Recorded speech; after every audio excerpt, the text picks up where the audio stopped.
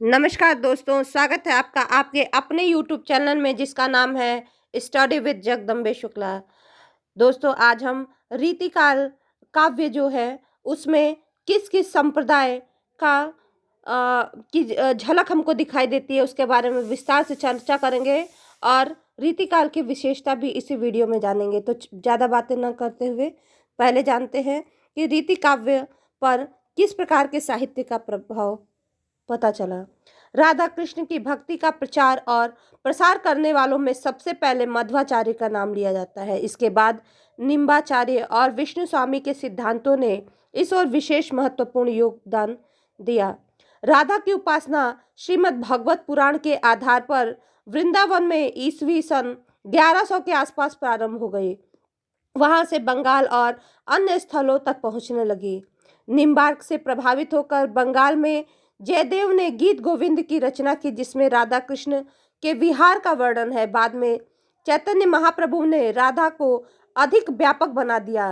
चैतन्य विद्यापति के पदों का गान बहुत चाव और तल्लीनता पूर्वक गाया करते थे। इस प्रकार राधा कृष्ण के लीला वर्णन संबंधी काव्य को लोकप्रियता प्रदान करने में चैतन्य महाप्रभु का बहुत बड़ा योगदान है। महाप्रभु वल्लभाचार्य के पुष्टि मार्ग ने इसको बल प्रदान किया। इससे प्रभावित होकर अनेक भक्त कवियों जैसे तुलसी, सूर, मीरा, रसखान आदि ने अपने इष्ट देव के श्रृंगारी रूप की उपासना की। यद्यपि तुलसीदास जी ने गीतावली और बरवे रामायण में श्री राम के श्रृंगारी रूप का वर्णन किया है, परंतु कृष्ण के लीला वर्णन के सम्मुख वह पीछे रह गए। कृष्ण भक्तों ने राधा कृष्ण संबंधी श्रृंगारी लीलाओं का जी खोलकर वर्णन किया, जिसमें कामुकता का पुट भी हम देख सकते हैं। वहीं मीराबाई ने श्री कृष्ण को पति के रूप में वर्ण किया और उन्हें दाम्पत्य श्रृंगार का आलंबन बनाया।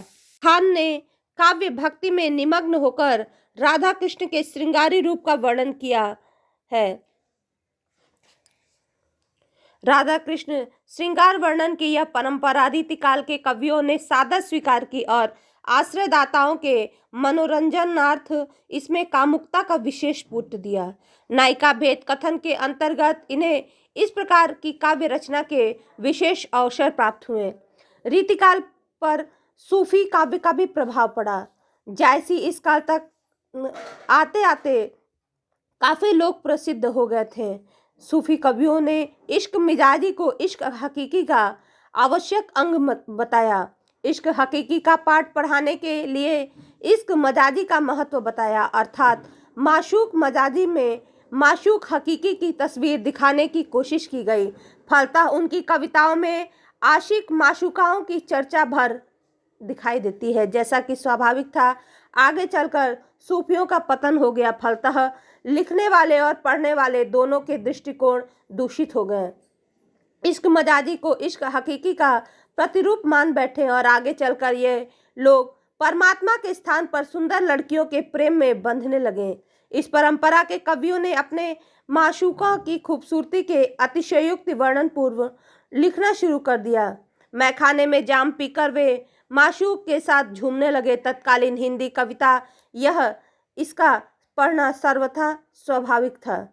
हिंदी कविता पर इसका प्रभाव पड़ना स्वाभाविक ही था। चलते हैं, फारसी का भी इस पर रीतिकालीन कवियों पर प्रभाव पड़ा। मुसलमानी शासकों के साथ उनका फारसी भाषा और उनका साहित्य भी आया। दिल्ली के आसपास बोली जाने वाली खड़ी बोली और फारसी के मिश्रण में उर्दू की उत्पत्ति हुई। इन दिनों के सूफी कवि इसी उर्दू भाषा में अपनी रचनाएं लिखने लगे। ये कवि शारीरिक सौंदर्य और माशूका की चर्चा करते थे। फारसी के ढंग पर उर्दू में भी गुल और बुलबुल की चर्चाएं लिखी जाने लगी। इसमें श्रृंगारी भावना का आग में घी डालने का काम किया। विलासी शासकों के दरबारों में राजाश्रय मिल जाने के फलस्वरूप शाकी, शराब, जाम, प्याला आदि की भी चर्चाएं हमें देखने को मिलती है। हिंदुओं की वैष्णव भक्ति परंपरा के अंतर्गत प्रेम लक्षणा भक्ति की प्रतिष्ठा हो चुकी थी। इस प्रकार राधा कृष्ण विषयक श्रृंगारी कविता तत्कालीन रंगीली वातावरण में रंग गई। काव्य के प्रवर्तक आचार्य केशवदास ने परकिया के प्रेम को बताते हुए कृष्ण को परम पुरुष और राधा को जगत नायक की नायिका लिख दिया। वे कहते हैं, सबते पर प्रसिद्ध जो तराकी प्रिया जो होई, पर किया तासो कहे परम पुराने लोई लोई। जगन नायक की नायिका वर्णी केशव दास, तिनके दर्शन रस कहो सुनहु प्रच्छन्न प्रकाश। ये रसिक प्रिया का से लिया गया है। यहाँ पर परम पुरुष श्री कृष्ण और माया देवी राधिका आगे चलकर उर्दू के प्रभाव द्वारा पर्यवेष्टित होकर कामुक नायक और नायिका के रूप में ग्रहण किए गए। शाही दरबारों में मिलने का यह फल हुआ कि कविगण अपने आश्रयदाता राजाओं की प्रशंसा करने लगे। रीति काव्य में दिल्ली के ईश्वरों को जगदीश्वरों का आदि कथनों की भरमार हमको देखने को मिलती है। अपने आश्रयदाताओं को प्रसन्न करने के लिए कविगण तरह तरह से अपनी योग्यता और अपनी श्रमशीलता का प्रदर्शन करते थे, जो शायद स्वाभाविक ही था। यही कारण था कि इन कवियों ने काव्य शास्त्र की कारगुजारी, अलंकार विधान, भाषा अधिकार, चमत्कारी कथन आदि में कोई कसर न छोड़ रखी। सेनापति का श्लेष विश्लेषण इसका सबसे बड़ा उदाहरण है। कवि ठाकुर ने तो राज सम्मान को स्पष्ट ही कविता की कसौटी माना। ठाकुर सो कवि भावत मोहिसो, जो राजसभा में बड़प्पन पावे। अकबर के समय में चतुर्मुखी सामाजिक और सांस्कृतिक विकास हुआ। यह क्रम विशेषकर ललित कलाओं की उन्नति का था। शाहजहां के शासन काल तक यह चलता रहा। अकेले अकबर के दरबार में रहीम, फैजी, सूर्यमल आदि अनेक ख्याति परक कवि थे। उनके अनुकरण पर ही हिंदू राजे भी कवियों को समुचित आदर प्रदान करते थे। ये कवि मुगल शासकों के सामग्री और विलासी जीवन और उससे संबंधित समृद्धि देखते थे और स्वयं भी वैभवपूर्ण जीवन व्यतीत करते थे। इनकी कविता में इस वैभव के दर्शन होते हैं। नगर के चारों ओर उद्यान, उपवन और सरोवर सुशोभित है। इनमें विहार करने के लिए आने वाली नारियों को देखकर कविजन को संभवतः परकिया वर्णन की प्रेरणा प्राप्त होती थी। कविगण जहाँ आश्रयदाता राजाओं के वैभव विलास का वर्णन करते थे, वहाँ उन्हें तीतर और बटेरों की लड़ाई का भी वर्णन करना होता था। इस समय की सामाजिक दशा के बारे में जानते हैं। राजा और प्रजा के अनुसार समाज के जीवन में भी श्रृंगारिकता का प्रधान होना आवश्यक ही था। राधा कृष्ण की रागानुमा भक्ति के इन वर्णनों को इस प्रकार से नैतिक अनुमति प्रदान कर दी गई थी। किसी प्रकार के दमन, गोपक, संकोचशील आदि के लिए बहुत कम अवसर रह गए थे। नारी प्रायः सहज लज्जा विहीन हो गई थी। जन जीवन के ऐहिक दृष्टिकोण और तत्कालिक समाज की हास्योन्मुख दशा रीतिकालीन हिंदी कवियों में अभिव्यक्ति दिखाई देती है हमें। काम वासना के ज्वार भाटे में समाज एक तरह से आत्म विस्तृत हो गया था। दाम्पत्य श्रृंगार और वात्सल्य श्रृंगार का भेद बहुत ही कम रह गया था।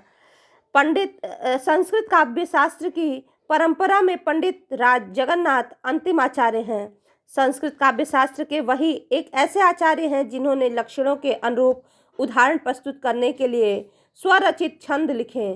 अन्यथा यह परिपाटी थी कि उदाहरण स्वरूप किसी भी कवि का जो भी छंद उपयुक्त होता वह प्रस्तुत कर दिया जाता। इसमें रस गंगाधर के प्रथम खंड में पंडित राज स्वयं इस बात को स्वीकार करते हैं कि मैंने ग्रंथ में उदाहरणों के अनुरूप काव्य बनाकर रखा है, दूसरे से कुछ भी नहीं लिया, क्योंकि कस्तूरी उत्पन्न करने की शक्ति रखने वाला मृग क्यों पुष्पों की सुगंध की ओर मन भी लाता है। अपनी सुगंध में मस्त उसे क्या परवाह है, वह पुरुषों की गंध को याद करे। हिंदी के रीति कवियों ने इस मार्ग का अवलंबन किया और स्वनिर्मित छंद उदाहरण प्रस्तुत किए। फलतः हिंदी के रीति काव्य में कवि और आचार्य का भेद समाप्त हो गया।